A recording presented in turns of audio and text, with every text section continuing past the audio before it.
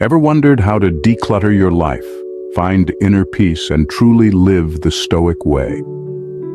In the bustling streets of modern existence, this question is more relevant than ever. Stoicism, an ancient Greek philosophy, offers timeless wisdom that can guide us through this cluttered landscape of life. It teaches us to focus on what's within our control, embrace adversity, and cultivate inner peace, regardless of external circumstances. Now, let's talk about decluttering. Not just your physical spaces, but your life as a whole. This isn't about tidying up your room or organizing your desk. No, this is about decluttering the mind, the heart, and the soul. It's about stripping away the unnecessary, the burdensome, and the detrimental, leaving only what truly matters. It's about creating space for growth, clarity, and tranquility. But why in silence, you ask? Silence, dear friends, is the unsung hero of self-improvement. In the quietude of silence, we find the space to reflect, recharge, and reconnect with ourselves. It's in these moments of introspection that we can clearly see the things that are holding us back, the things that are causing us stress and anxiety, the things that are, in essence, cluttering our lives. These are the things that we need to delete from our lives, and yes, it needs to be done in silence. Not a silence of secrecy, but a silence of solitude and introspection. This silent deletion is a deeply personal and intimate process, one that requires honesty, courage, and determination. But what are these things that we must bid farewell to? Well, they're not the same for everyone. Each person has their own set of clutter, their own set of obstacles. However, there are common threads that many of us share. In this video, we will delve into 11 such threads, exploring each one in detail, providing insights, and offering practical tips on how to effectively delete them from your life. Remember, deleting these things from your life might not be easy, but it is necessary. It is through letting go of what no longer serves us that we make room for personal growth and a more fulfilling life. It's time to bid farewell to the things. Let's begin this journey together. Number 1. Negative thoughts. The first thing you need to eliminate from your life: negative thoughts. They are like uninvited guests at a festive gathering, only causing disruption. The Stoic philosopher Epictetus once said, "We are not disturbed by things, but by the view which we take of them." Think about that for a moment. Our thoughts shape our reality. If you constantly marinate your mind in negativity, your world starts to look rather gloomy. Negativity, you see, acts like a leech, draining your energy and enthusiasm for life. It's an insidious force that stealthily saps your strength, leaving you feeling depleted and defeated. And the worst part? It hinders progress. Now imagine if you flip the script. Imagine if you replace those negative thoughts with positive affirmations. The world suddenly looks brighter, doesn't it? Maintain a positive attitude and see how the atmosphere around transforms. Welcome positive affirmations into your life. Begin each day with an affirmative mantra, and whenever a negative thought attempts to sneak in, consciously replace it with a positive one. The power to change your world is in your thoughts. Number 2. Procrastination. Procrastination is the silent killer of dreams, the invisible barrier to success. It's easy to say, "I'll do it tomorrow," but tomorrow never comes, does it? Seneca, another Stoic philosopher, warned us that while we delay, life speeds by. Procrastinating is like standing still on a moving train. You may feel safe and comfortable, but you're not going anywhere. The world is moving, evolving, and if you don't move with it, you'll be left behind. Consider it as an art of delaying actions that could be taken immediately. The right time is always now. Procrastination is not just about laziness. It's a complex issue that can be caused by fear of failure, perfectionism, or a lack of motivation. But remember, the journey of 1,000 miles begins with a single step. To overcome procrastination, start by taking small actions. If you have a large task or project, break it down into smaller, manageable tasks. This makes the work seem less daunting and helps you to start. Next, create a timeline for these tasks. Having a schedule provides a sense of structure and reduces the anxiety associated with large projects. Additionally, eliminate distractions. Whether it's turning off notifications on your phone or choosing a quiet place to work, find what works for you and stick with it. Lastly, remember to reward yourself for your progress. Celebrating small victories along the way is a great motivator to keep going. Remember, the best way to stop procrastinating is to start acting. No matter how small the action, the act of starting can break the cycle of procrastination and get the ball rolling. Once you start, you'll find it easier to keep going. So, take that first step today and see how far you can go. You don't have to see the entire staircase, just take the first step. Number 3. Excess material possessions. Marcus Aurelius, a Stoic emperor, reminded us that very little is needed to make a happy life. It is all within yourself and your way of thinking. It's easy to accumulate things over time, but it's harder to realize that true contentness comes from within, not from things. We often equate happiness with material possessions, the latest gadgets, the trendiest clothes, the fanciest cars. But guess what? These things, they don't bring lasting happiness. Sure, they might give you a temporary high, but that fades, and then you're left wanting more. It's a never-ending cycle of desire and dissatisfaction. The key is to find joy and contentment within yourself, not in the things you own. So, how do we start decluttering our material possessions? Begin by choosing one area of your home. It could be a closet, a drawer, or a room. Then examine each item in that area. Ask yourself, do I really need this? Does it add value to my life? Does it bring me joy? If the answer is no, it's time to let it go. Donating, selling, or recycling items you no longer need or use not only clears your space, but also your mind. It brings a sense of peace and satisfaction, knowing that you're not tied down by unnecessary possessions. This process might seem daunting at first, but remember, just like overcoming procrastination, it starts with a single step. So take a deep breath, and let's start decluttering. As you watch the pile of unneeded items shrink, you'll realize that less truly is more.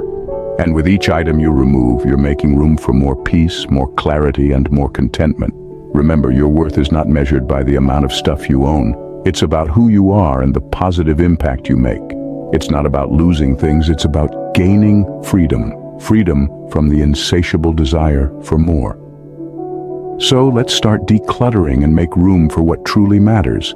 As you shed these weights, you'll feel lighter, freer, happier. Remember, it's not the things we have, but the freedom we gain by letting go that truly matters. Number 4, unhealthy relationships. From decluttering our material possessions, we now move on to another aspect of our lives that might need some tidying up: our relationships. Our relationships, be it with friends, family, or colleagues, play a significant role in shaping our lives and mental well-being. As the Stoic philosopher Seneca once said, one of the most beautiful qualities of true friendship is to understand and be understood. But what happens when this balance is lost, when interaction becomes a drain rather than a source of energy? It might be time to reevaluate. Unhealthy relationships often drain our energy, leaving us feeling stressed and unfulfilled. They can be filled with negativity, constant criticism, or even manipulation. It's important to recognize these signs and take steps to protect your emotional well-being. Start by identifying the relationships in your life that cause you more stress than joy. Ask yourself, is this relationship beneficial to my growth? Does it make me feel good about myself? Does it add value to my life? If the answer is no, it might be time to reconsider its place in your life. It's not about cutting people off abruptly, but about setting boundaries and ensuring your own mental and emotional health. Remember, it's okay to distance yourself from people who bring you down. Surround yourself with those who lift you up, those who inspire you, and those who make you want to be better. Because in the end, you deserve to be in relationships that make you happy, that encourage your growth, and that add value to your life. Remember, your worth is not determined by others' opinions of you. You are enough, just as you are. Don't be afraid to quietly distance yourself from those who add chaos instead of calm to your life. So let's start decluttering our relationships and make room for healthier, more fulfilling connections. Number 5, the need for approval. In the words of Marcus Aurelius, I have often wondered how it is that every man loves himself more than all the rest of men, but yet sets less value on his own opinion of himself than on the opinion of others. It's a paradox, isn't it? We're wired to seek validation, but in reality, the only approval we need is from ourselves. Often, we find ourselves seeking validation from others, be it in our personal or professional lives. This constant need for approval can lead to a cluttered mind, filled with doubts and insecurities. But remember, the only approval you truly need is your own. Your worth is not determined by others' opinions of you, but by how you perceive yourself. It's time to delete this need for external validation. Start by practicing self-love and self-acceptance daily. Celebrate your accomplishments, no matter how small they might seem. Recognize your own worth and don't let others' judgments cloud your self-perception. Remember, you are unique, and there's no one else like you. It's okay to make mistakes, to have flaws, and to be imperfect. That's what makes you human. That's what makes you, you. So let's stop seeking approval from others and start approving ourselves. In the next scene, we'll delve into the fear of change and how it can hinder our growth. But for now, know this: you are enough just as you are. You don't need anyone else's approval to feel worthy or to be happy. So let's delete this need for external validation and start embracing self-love and self-acceptance, because in the end, the only approval you truly need is your own. Number 6, the fear of change. Change, although inevitable, can often be daunting and uncomfortable. Epictetus, another wise Stoic, said, "It's not what happens to you, but how you react to it that matters." Change is inevitable, and fearing it only holds us back from embracing new experiences and growth. This fear can clutter our minds, prohibit growth, and keep us stuck in the same old patterns. But remember, change is not only inevitable, but it's also essential for personal development and growth. It's time to embrace change and step out of our comfort zone. Try new things, meet new people, explore new places. Every change, big or small, brings with it new opportunities and experiences that help us grow and evolve. It's okay to feel uncomfortable. It's okay to feel scared. But don't let this fear stop you from making changes in your life. Start by making small changes in your daily routine. Try a new recipe, take a different route to work, or pick up a new hobby. These small changes can help you get comfortable with the idea of change. As you get more comfortable with these small changes, you can gradually start making bigger ones. Remember, every time you step out of your comfort zone, you're taking a step towards growth. Change is not something to fear, but something to embrace. It's a sign that you're moving forward, evolving and growing into the best version of yourself. It's time to let go of this fear. Remember, the river of life is constantly flowing, and we must flow with it, because change, after all, is the only constant in life. Number 7, living in the past or future. It's easy to get caught up in the what-ifs of the future or the should-haves of the past. But the reality is, the only moment you truly have control over is the present. It's the only place where life is happening. Seneca wisely advised, "We are more often frightened than hurt, and we suffer more from imagination than from reality." We're often stuck replaying past events or worrying about future ones, robbing ourselves of the present moment. Mental clutter often arises when we allow our minds to wander to the past or the future. This can lead to feelings of regret, anxiety, and worry, which can ultimately prevent us from fully experiencing and enjoying the present moment. One way to combat this is to practice mindfulness and meditation. These techniques can help you stay focused on the here and now. They can help you become more aware of your thoughts, feelings, and surroundings, which can ultimately help you better manage your thoughts and reduce mental clutter. Start by setting aside a few minutes each day to practice mindfulness. This could be during a quiet moment in the morning, during a break at work, or before you go to bed at night. Close your eyes, take a deep breath, and focus on your breath as it goes in and out. If your mind starts to wander, gently bring it back to your breath. Remember, it's okay if your mind wanders. The goal is not to empty your mind, but to become aware of your thoughts and feelings without judgment. So, in conclusion, start living in the present. Delete the habit of living in the past or future. Practice mindfulness and meditation to help you stay focused on the here and now. Let's start living in the present, because that's where life happens, and the only moment we truly have. Number 8, Self-doubt. It's natural to doubt ourselves from time to time, but when self-doubt becomes a constant companion, it can clutter our minds and hinder our progress. This sneaky little gremlin has a habit of creeping up when you least expect it, whispering that you can't, you won't, you're not good enough. The Stoics had a phrase for this: "He who doubts is weak. Strength belongs to those who can trust in themselves." It's like a nagging voice in the back of our heads, telling us we're not good enough, smart enough, or capable enough. But remember, this voice is not the truth. It's just a thought, and thoughts can be changed. One effective way to conquer self-doubt is to remind yourself of your past successes and achievements. When you're feeling doubtful or unsure, take a moment to think back on the times when you've succeeded. Remember how you felt. Remember the hard work and dedication it took to achieve that success. Use these memories as a reminder that you are capable and competent. Also, try to surround yourself with positive, supportive people. Their encouragement can help drown out the voice of self-doubt. Another strategy is to use affirmations. Affirmations are positive statements that can help you challenge and overcome self-sabotaging and negative thoughts. When you repeat them often and believe in them, you can start to make positive changes. Lastly, remember that everyone experiences self-doubt. You're not alone. It's a part of being human. So instead of trying to eliminate self-doubt completely, learn to manage it. Use it as a tool for growth and self-improvement. Trust yourself and your abilities. You are more than capable. You are enough. So the next time self-doubt tries to make an unwelcome appearance, kindly show it the door. Remember, you're stronger than you think. Number 9, the habit of comparing ourselves to others. It's human nature to look at others and see how we stack up. But when we compare our behind the scenes with someone else's highlight reel, we're setting ourselves up for disappointment. It's a game you can't win. Someone will always be smarter, better looking, more successful. But guess what? That's their journey, not yours.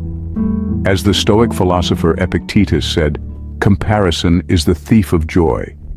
Remember, everyone is on their own unique journey. We all have different starting points, different paths, and different paces. So comparing your progress to someone else's isn't fair to you. Instead of focusing on how you measure up against others, concentrate on your own growth and improvement. Celebrate your own victories, no matter how small. Learn to appreciate the progress you've made and give yourself credit for the hard work you've put in. It can also be helpful to practice gratitude. Instead of wishing for what others have, appreciate what you have. Not only does this shift your focus from lack to abundance, it also fosters happiness and contentment. Remember, the only person you should compare yourself to is the person you were yesterday. Focus on being better than you were, not better than someone else. Your journey is unique and it's the only one that matters. Number 10, excessive worrying. Now, we all worry from time to time, it's human nature. But when it becomes a constant backdrop to your life, it's time to take a step back.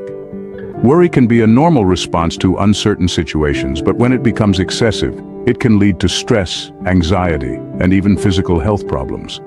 The Stoics believed in focusing on what you can control and letting go of what you can't. As Marcus Aurelius once said, "You have power over your mind, not outside events. Realize this, and you will find strength." We often worry about things we can't control, which does nothing but drain our energy. Instead of worrying about the uncontrollable, let's learn to let go. Accept that there are things in life beyond our control, and instead focus on the things we can influence. Try to identify your worries. Are they rational or just hypothetical? If they are hypothetical, try to let them go. They are just products of your imagination, not reality. For the rational ones, create an action plan. Taking action can alleviate your fear and give you a sense of control. In addition to this, practice stress management techniques. Deep breathing exercises can help calm the mind and body. Yoga can also be a great tool for relieving stress and promoting relaxation. Journaling, too, is an effective way to express and understand your worries. Write down your thoughts and fears, then reread them. Often you'll find that your worries are not as scary when you confront them on paper. Remember, it's okay to worry, but don't let it control your life. You have the power to control your thoughts, so let's use it wisely. So, The next time you find yourself spiraling into worry, take a deep breath and ask yourself, can I control this? If not, let it go. Number 11, the belief that you're not enough. This is a big one. It's a belief that can hold you back, keep you small, and prevent you from reaching your full potential. But here's the truth. You are enough. You always have been. You always will be. As the Stoic Seneca said, it's not because things are difficult that we dare not venture. It's because we dare not venture that they are difficult. Now, the feeling that we're somehow not enough is really dangerous. This belief can manifest in many ways, from feeling like we're not smart enough, not attractive enough, not successful enough, or just not good enough in general. This belief can lead to low self-esteem, self-doubt, and even depression. But here's the truth. You are enough just as you are. You don't have to prove your worth to anyone. Start by practicing self-love and self-acceptance daily. Look at yourself in the mirror each morning and remind yourself of your worth. You are unique, valuable, and worthy of love and respect. Next, identify and challenge any negative self-talk. If you find yourself thinking, I'm not good enough, question that belief. Where is it coming from? Is it based on fact or just a perception? Another helpful strategy is to focus on your strengths rather than your weaknesses. Yes, we all have areas we can improve on, but we also all have skills and abilities that we excel at. Recognize and celebrate these strengths. Finally, surround yourself with people who lift you up and affirm your worth. Avoid those who make you feel lesser or who feed into your negative self-beliefs. By practicing these strategies, you can start to shift your belief system and truly start to believe that you are enough, just as you are. Remember, you are enough, and you have the power to overcome any negative beliefs that tell you otherwise. You are enough, just as you are. Remember that, and let go of the rest. Stoicism, an ancient philosophy, teaches us the importance of tranquility, virtue, and wisdom. By quietly removing these 11 factors from our lives, we align ourselves with these fundamental principles, leading to inner peace, resilience, and a composed demeanor. We no longer become slaves to our emotions or external circumstances, but rather masters of our own destinies. This isn't a quick fix or an overnight solution. It's a journey, a gradual process of self-improvement and personal growth. But the rewards are well worth the effort. Remember, the journey to a better life begins with a single step. Start eliminating these things from your life silently today. If this resonates with you, kindly like the video, subscribe to the channel, and watch the next one. Thank you.